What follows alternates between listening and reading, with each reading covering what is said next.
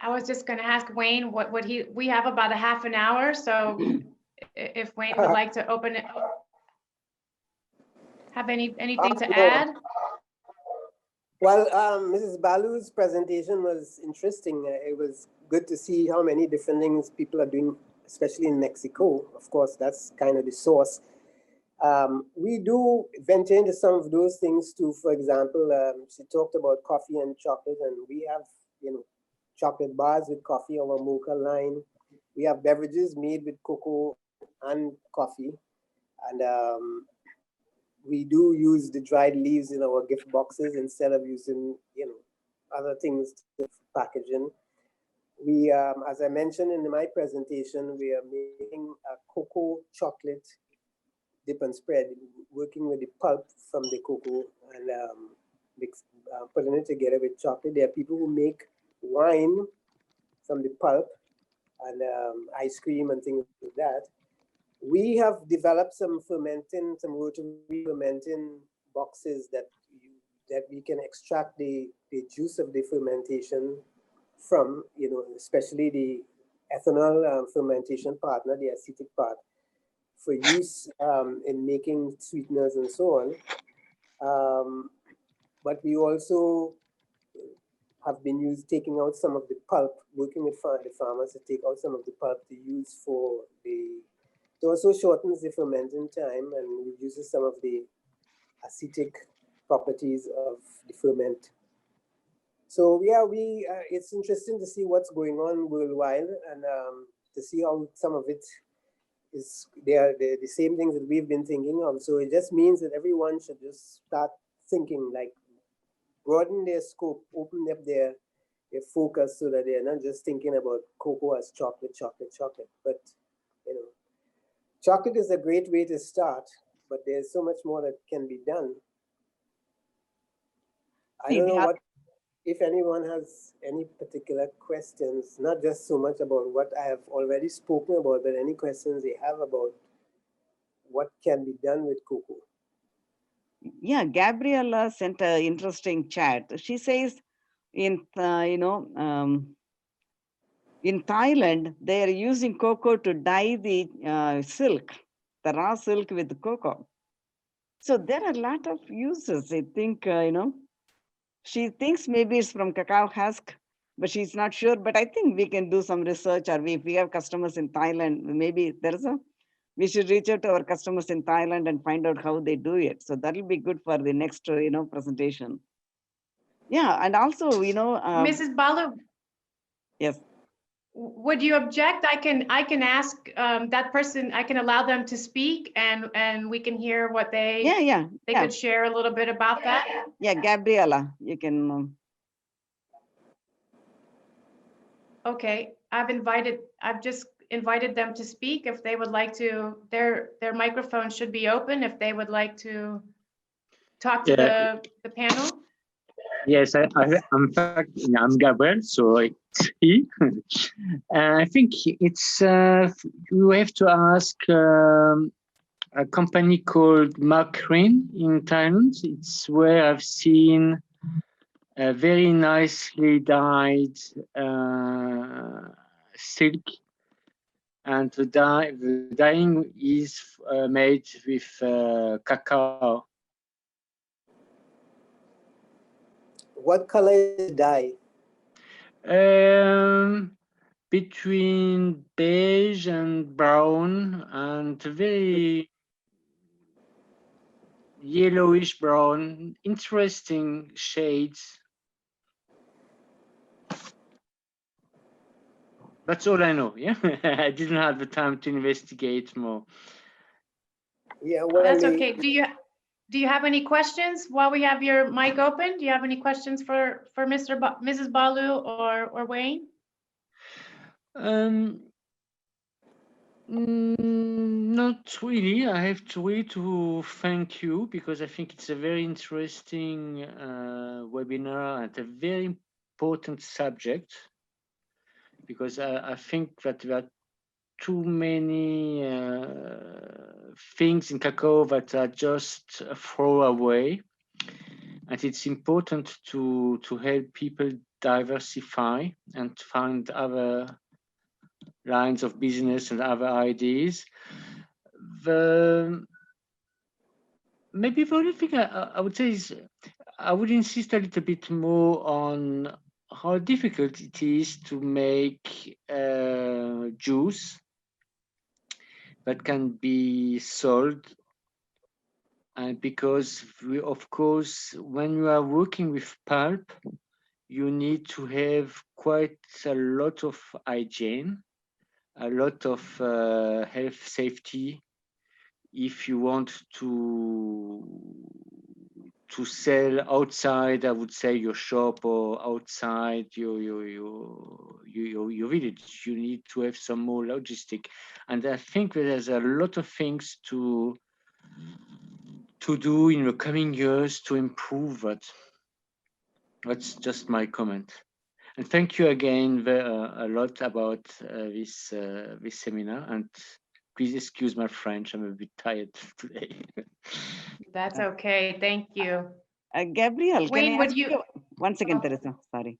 Yes, ma'am. Gabriel, do you mind sharing the company name on the chat? Maybe we want to talk to the company and see what they're doing so we can send more information to all the participants. Allow me 1 minute because I have to check my notes to get the right spelling, and of course I will share it. They are very, very, very nice people based in Chiang Mai, and the husband is an agronomist who developed clones that are suitable for Chiang Mai, quite cold, sometimes climate, and the wife and children are very, very busy developing a lot of things about cacao. They are doing now chocolate and things like that. I will find you the spelling and share it, of course. And well, by the way, I'm based normally in Peru now, but due to confinement, I'm confined in Paris. But we will talk about Thailand. Okay, thanks. Thank you. Wayne, were you going to share something about the idea of the juice? Well, not the juices, you know, can be made from the pulp, as was mentioned before. There's people who just do the lavage, they take out all the pulp. But even if you didn't, you could take a percentage of the pulp out, which we use to make ice cream and so on. I was actually thinking about the dyes. You know, the cocoa pod comes in a variety of hues, and those are from compounds like the anthocyanidins that produce those purplish or reddish colors. So, you know, each shell that, when you see a cocoa pod, that it will probably produce a dye that's yellow in color too, even if you just take the rind and grind it and make the dye from it. So you could probably make that whole range from green to yellow to purple. You can make various dyes. I'm not sure what would happen if they would deteriorate all into a brownish color, but for sure there would be a nice range of colors that could come out of dyeing of the dyes. So maybe that company can give you some idea of how they're doing it. But my little brain cells are already churning, thinking, I wonder how they're doing that. I'll figure it out too. Thank you. I was just looking in the chat here if there was anyone else that would like to have their mic opened up and have anything to say or share. I'm curious to know from the attendees if their brain is churning and they have some ideas based on what Wayne shared and Mrs. Balu shared, something that they might take back to their business. If anybody has some idea, going to take something away from this webinar and go and experiment. If you'll put your comment in the chat, I'll open your mic.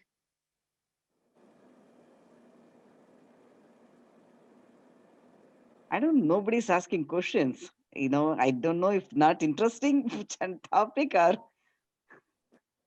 Maybe I talk too much. No, it's a lot of great ideas. So I bet everyone is just incubating all of these ideas and thinking, oh, how can I go back? And I mean, I'm thinking about the cocoa pod, the color. How can I'm a watercolor painter. How can I turn that pigment? How can I make pigment and that bright orange and green and yellow, all the beautiful colors of the cocoa pod itself? How can we turn that into pigment to paint with? Aaron, I'm gonna, if it's okay, I'm gonna open your mic. Let's see. Okay, this is Aaron Sylvester, and he's talking about some things that interest him. Aaron, you want to talk to the panel? Sure. I was just going to say, I think some of the ideas that were mentioned, I think not really some, but all of the ideas that were mentioned are all eye-opening ideas to kind of consider. And for me, as I mentioned earlier, the challenges I've had with the cocoa syrup due to the sugar over fermenting is one still to be worked out. And just looking at the ways of using the cocoa here in Grenada, where I'm from, to make an interesting cocoa or chocolate liqueur and a cocoa rum.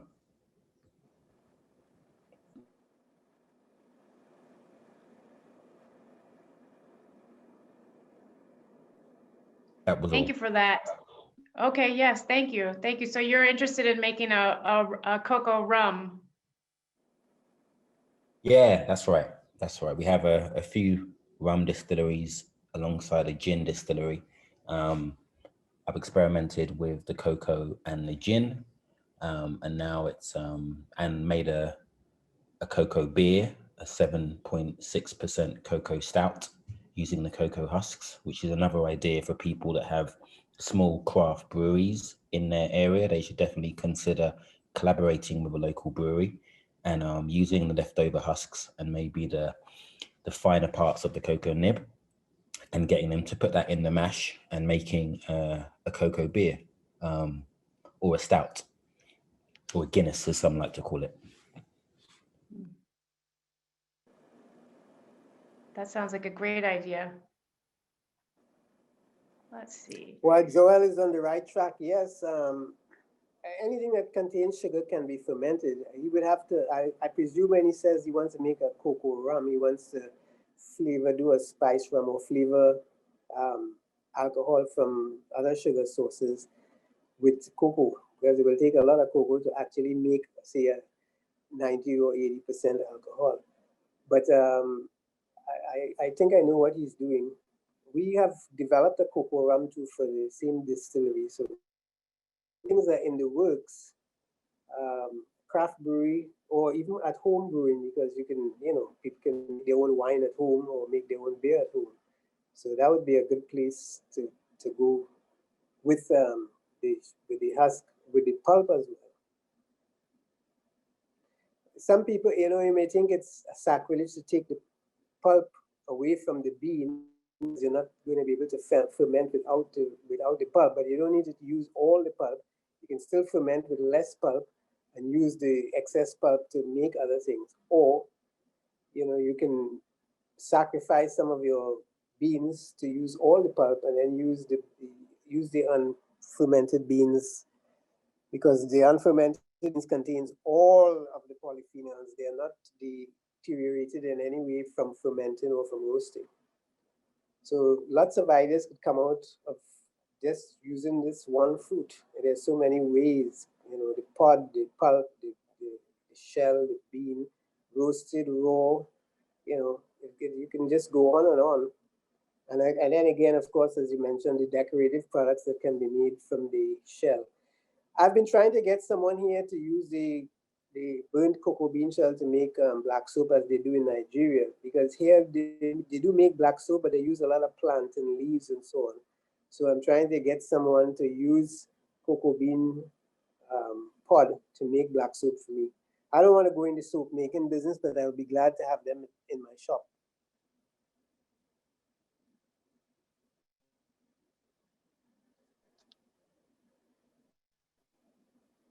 Mrs. Balu, do you have anything to add about your experience, your travels? Yeah, it's very interesting. You know, every country you go, you learn something. I believe in learning every day. No, I'm learning a lot. After, like we started this in 2019, 2009 in a full scale, but in the 11 years, I have learned so much. And I really thankful to the chocolate community for sharing their knowledge and, teaching me every time, like Wayne, I know him, I have seen his products, but yesterday when I talked, I learned so much more. That's the thing I like because, everywhere we go, people are, surprised how the chocolate community is so open because in coffee and other things, they think the other companies as the rivals or competition, but not in chocolate. In chocolate, everybody is sharing their knowledge, everybody is sharing their information and motivating other people to do better. So that's what it's like. Like I said, when you eat chocolate, you have to be happy and you're making other people happy.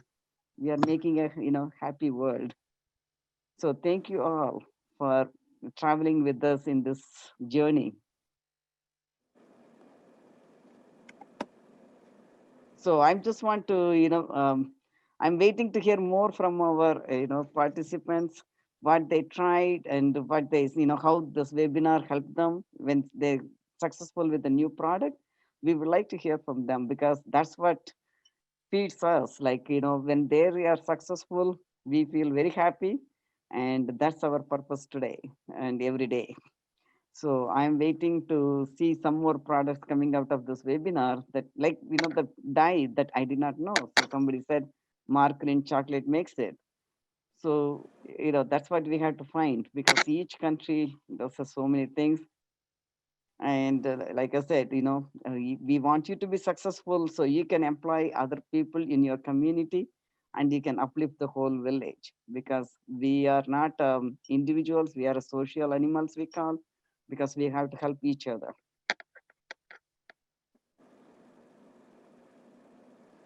Thank you, Mrs. Balu. I do have one question for Wayne.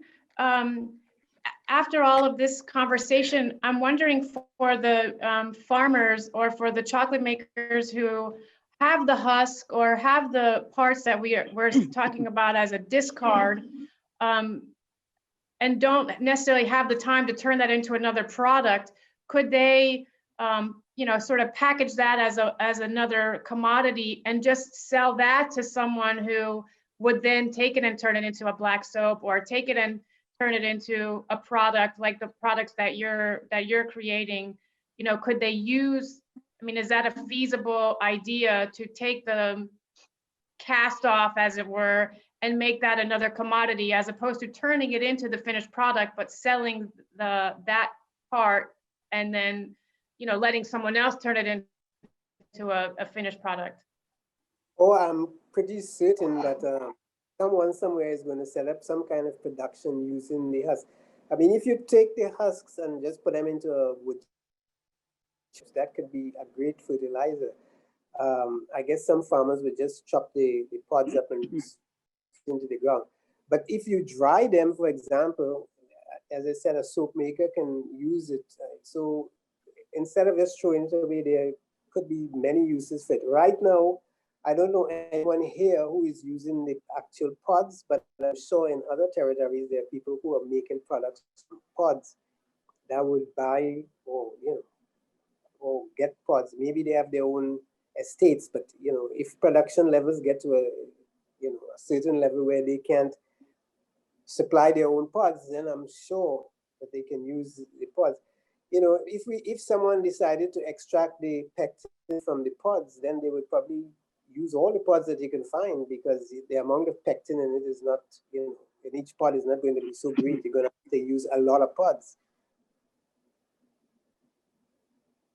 So for sure, nothing in the cocoa fruit should be wasted. That's my point. Nothing should be wasted. I'm totally against wastage in any way. Reduce, recycle, and again and again. But more so in the cocoa because a lot of it is precious. It's not scraps that you're throwing away. You're throwing away valuable compounds when you throw away parts of the cocoa. or the cocoa pod, or the cocoa fruit, or any part of the cocoa. Would that be your main, I like to ask, what's the main thing that you would like folks to take away from our time together? Would that be the main thing, that just to utilize the whole product, or what would be the one thing that you would want them to remember most? Well, subtly in the background, I've been trying to steer people into the idea of using cocoa as functional food. It's more than just food. It's not just only what you consume. There's a lot more uses for it. But if there's one thing that I'm always been harping on, is the health benefits, you know. So it's, you know, hopefully that's an extension of thought, that it's not just limited to cocoa. Health is health, you know, and everything that you can do to improve your health gives you longevity. If you consider your health, you should live to be at least 130 years as a functional human being. The fact that people are dying at 60, 70, 80, or that you think your lifespan is 100 years at most, is ridiculous. That's because we don't treat our elderly the way we should, or they don't treat themselves the way they should.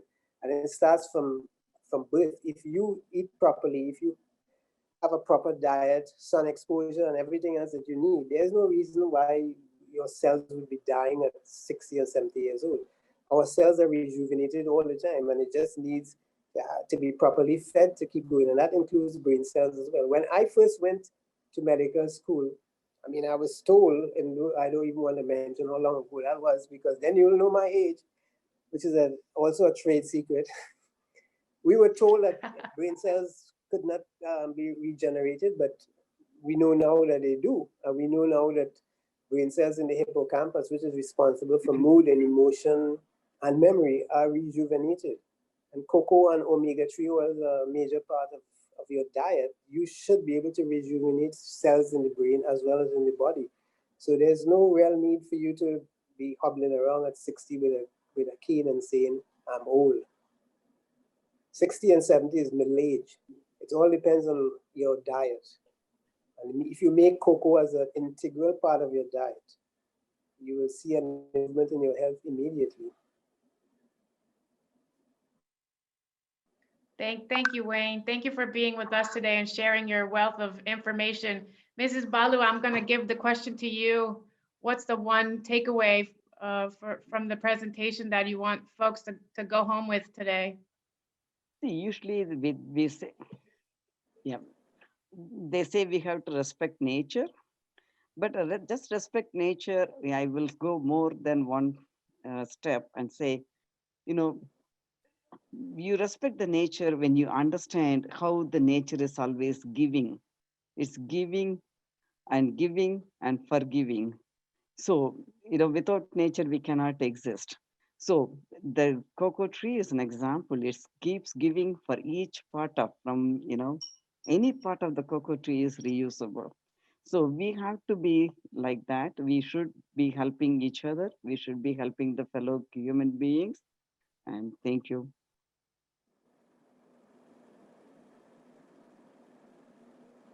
All right, unless any of the participants or attendees have any questions, I'll let Mrs. Balu wrap it up, and thank you. Yeah. Thank you all for you know, spending time with us. I know it's getting closer to the holidays. So you're all busy with making chocolate, and we wish you good fortune and good luck. I know everybody went through a tough time in the last 10 months, but you know, keep your spirits up, keep your profits up, and keep helping, and enjoy happy holidays. And we have the next webinar. I just want to give a brief introduction. Dr. Darren Suka from Cocoa Research Center in University of West Indies in Trinidad, Tobago, St. Augustine campus. He will be presenting on the cocoa beans and the flavor and how it affects the chocolate. That's on the December, in the first week, first Saturday. So join us. We will send you the information. Like I said, don't forget to send your feedback. You know, that will be helpful for us. And have a good day and enjoy the rest of the day. Just a quick mention, I noticed that Francis Beckley from the Cocoa Research Center has been posting, thank you for all this information. And I must say, Francis, thank you, because Francis keeps feeding me with information that's been valuable to me for what we do here, you know. So thanks, Francis. And thank you, Wayne, Teresa, Raghavendra, all CocoaTown employees, customers, all the participants. Big thank you all.